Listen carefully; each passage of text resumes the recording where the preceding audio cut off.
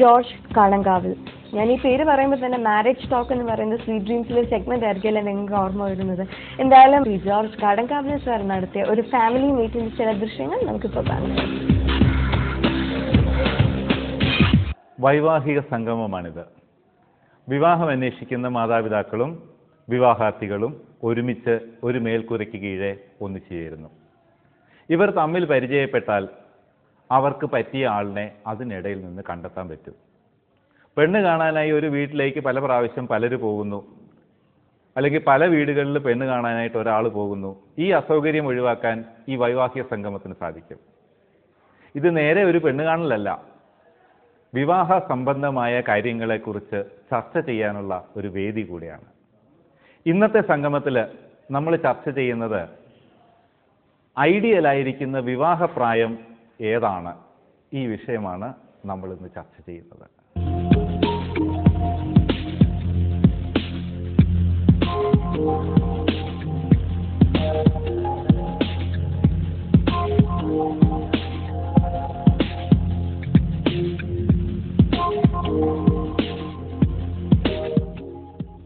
നമുക്കിന്ന് മാതാപിതാക്കളുടെ 7 ഗ്രൂപ്പുകളുണ്ട്. വിവാഹാർത്ഥികളെ 3 ഗ്രൂപ്പുകളായിട്ട് തിരിച്ചിരിക്കുകയാണ്. ഈ ഗ്രൂപ്പിൽ ഒരാളെ മോഡറേറ്ററായിട്ട് തിരഞ്ഞെടുത്തിട്ടുണ്ട്. ഈ മോഡറേറ്ററുടെ ജോലി ചർച്ച ചെയ്യുന്ന വിഷയങ്ങളുടെ പ്രസക്ത ഭാഗങ്ങൾ കുറിച്ചെടുക്കുകയും ചർച്ചയുടെ അവസാനം സ്റ്റേജിൽ വന്ന് ഈ ഗ്രൂപ്പിൽ ചർച്ച ചെയ്ത വിഷയങ്ങളുടെ പ്രസക്ത ഭാഗങ്ങൾ അവതരിപ്പിക്കുകയും ചെയ്യുക എന്നുള്ളതാണ്. ഇന്നത്തെ ചർച്ചയിൽ നമ്മുടെ വിവാഹാർത്ഥികളുടെയും മാതാപിതാക്കളുടെയും പ്രതിനിധികൾ എന്താണ് പറയുന്നത് എന്ന് നമുക്ക് ശ്രദ്ധിക്കാം. എൻ്റെ പേര് റിനി, ബാങ്ക് ഓഫ് ഇന്ത്യയിൽ ജോലി ചെയ്യുന്നു. കുറച്ച് പോയിന്റ്സേ ഉള്ളൂ ഞങ്ങളുടെ ഗ്രൂപ്പിന്. അവർ പ്രത്യേകിച്ച് ഡിസ്കസ് ചെയ്തത് ഐഡിയൽ ഏജ് ഓഫ് മാരേജ്. ഗൈസിനാണെങ്കിൽ 29, സംവെയർ ബിഫോർ 29, ഗേൾസിനാണെങ്കിൽ 25 to 26.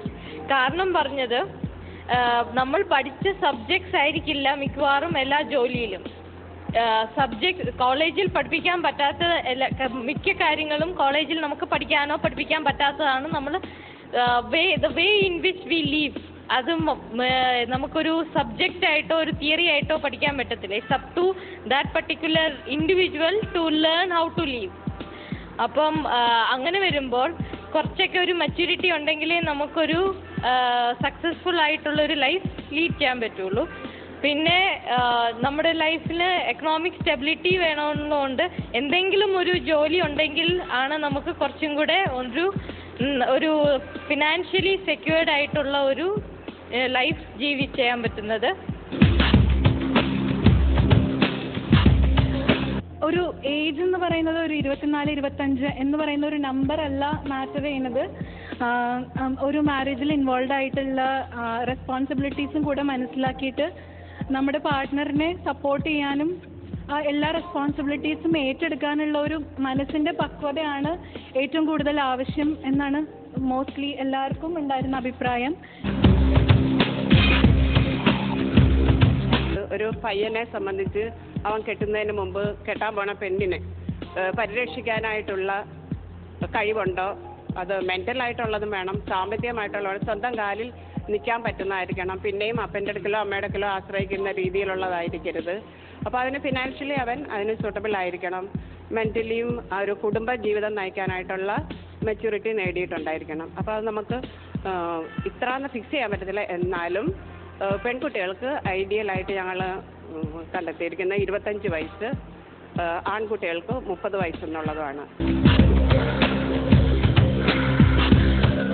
There is no particular age that can be fixed for boys and girls. It all depends on the mental maturity of the boy and the girl. And another point that came into deep discussion and serious consideration was the financial independence, that a boy should be able to stand on his own feet and should have reach the financial independence to give good care for his family before he gets married. ഞങ്ങളുടെ ഗ്രൂപ്പിൽ discuss ചെയ്തത് ideal age for boys between 29 and 32, for girls between 25 and 28. കാരണം എല്ലാവരും പറഞ്ഞത് അവർക്കൊരു mental മെച്യൂരിറ്റിയും financial സ്റ്റെബിലിറ്റിയും ആയതിനു ശേഷം ആൺപിള്ളേർ കല്യാണം കഴിക്കുകയായിരിക്കും നല്ലത്. പിന്നെ ഒരു 4 വയസ്സിൻ്റെ ഡിഫറൻസ് ഉണ്ടെങ്കിൽ എന്തെങ്കിലും ഇപ്പോൾ ഒരു രസക്കേട് ഉണ്ടായാൽ തന്നെ അവരെ പറഞ്ഞ് മനസ്സിലാക്കാനും അത് ഉൾക്കൊള്ളുവാനും ഉള്ള ഒരു മാനസികാവസ്ഥ രണ്ടുപേരിലുണ്ടായാൽ നന്നായിരിക്കും. ഓഫ്കോഴ്സ് ഐഡിയൽ ആയിട്ടുള്ള ഏജ് ഞങ്ങൾക്ക് കൺക്ലൂഡ് ചെയ്യാൻ പറ്റിയില്ല. എന്നാലും ഞങ്ങളുടെ ഡിസ്കഷനെ ബേസ് ചെയ്തുള്ള ചില പോയിന്റ്സ് ഞാൻ ഇവിടെ ഹൈലൈറ്റ് ചെയ്യാം. Second thing is maturity. അതായത് when you feel you're mature and you can go ahead start a life. So maturity പ്രധാനമായിട്ടുള്ള ഒരു ഘടകമാണ്. മൂന്നാമത്തെ കാര്യം ഫീൽ ഫോർ എ പാർട്ട്ണർ. അതായത് ഒരാൾക്ക് തോന്നുന്നല്ലോ മറ്റൊരാൾ, അതായത് ലൈഫിൽ വേറൊരു കമ്പാനിയൻ വേണം, ആ ഒരു ഫീലിംഗ്. അപ്പോൾ അത് ഒരു ഫാക്ടറായിരുന്നു. പിന്നെ പലരും നേരത്തെ പറഞ്ഞ പോലെ ഫിനാൻഷ്യൽ സ്റ്റെബിലിറ്റി. അറൗണ്ട് 25 ലേഡീസ് ഒന്ന് ഫിനാൻഷ്യലി സ്റ്റേബിൾ ആവും. അതായത് പഠിത്തം കഴിഞ്ഞ് ജോലിയിൽ പ്രവേശിക്കുന്ന 25 ആൻഡ് ഫോർ ജെൻസ് അറൗണ്ട് 30. പിന്നെ വേറെ ഒത്തിരി കാര്യങ്ങളുണ്ട്. ബയോളജിക്കൽ ഫാക്ടേഴ്സ്, പിന്നെ അട്രാക്റ്റീവ് ആയിരിക്കണമല്ലോ. സോ ഇതെല്ലാം കൂടെ ആസ്പദമാക്കി ഞങ്ങൾ കൺക്ലൂഡ് ചെയ്തിരിക്കുന്നത് for ladies 25 and gents 30 ±2 years.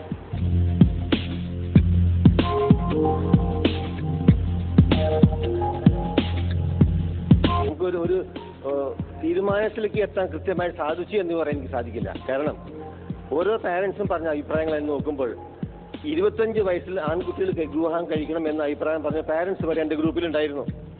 I strongly stood against that suggestion. എൻ്റെ വ്യക്തിപരമായി പറയുകയാണെങ്കിൽ ഈ കുട്ടികൾ അവർക്ക് സ്വന്തം കാലിൽ നിൽക്കാനും കഴിയും. Not only that, they are competent and they know their responsibilities, how to look after their wife, the better halves. In the same way, girls, അവരുടെ ഭർത്താക്കന്മാരെ ശുശ്രൂഷിക്കാൻ നോക്കാനും കഴിയണം. ആ ഒരു മെച്യൂരിറ്റി വരുന്ന അവസ്ഥയിൽ മാത്രമേ അവർ വിവാഹം കഴിക്കാവൂ. Age is not the criteria for the marriage.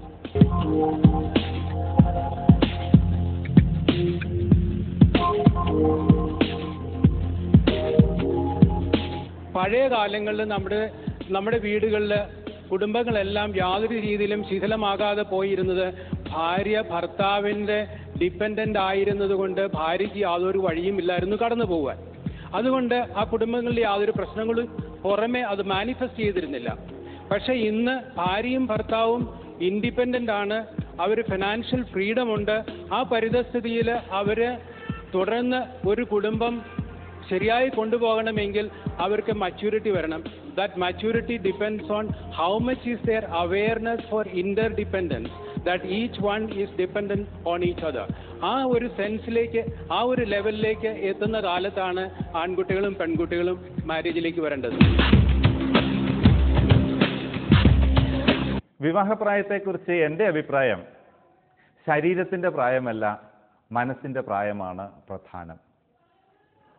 നിയമപരമായി ഒരു പർട്ടിക്കുലർ പ്രായം കടന്നെങ്കിലേ വിവാഹം കഴിക്കാൻ അനുവാദമുള്ളൂ. അത് രാജ്യത്തിൻ്റെ നിയമമാണ്. ആ പ്രായം തീർച്ചയായിട്ടും കടന്നിരിക്കണം.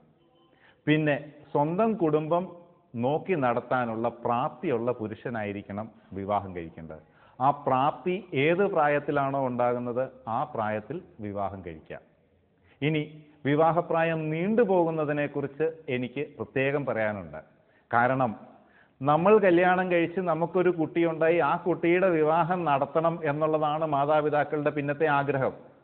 അപ്പോൾ കുട്ടികളുടെ കല്യാണം നടത്താൻ അല്ലെങ്കിൽ നടത്തേണ്ട സമയമാകുമ്പോൾ അതിന് ഓടി നടക്കാനുള്ള ആരോഗ്യം മാതാപിതാക്കൾക്കുണ്ടായിരിക്കണം.